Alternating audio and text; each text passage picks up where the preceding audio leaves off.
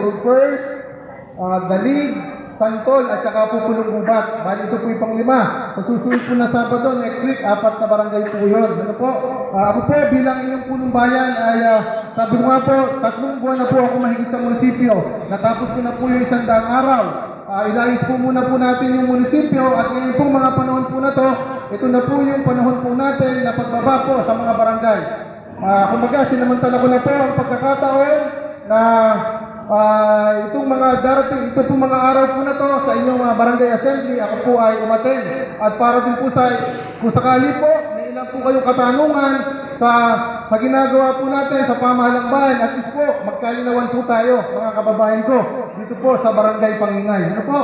At kami naman, ako naman po sa punong bayan, tayo po sa bayan po ng Balagtas, open naman po tayo sa inyong mga suggestion, sa inyong mga sa mga suggestion nyo, at kung ano man po yung maganda po sa inyong barangay.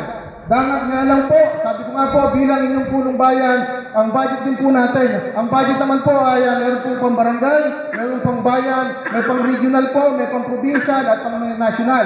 Sa bayan po natin, kumbaga po, yung mga malaking proyekto, ito po ay nanggagaling ng national. Ano po?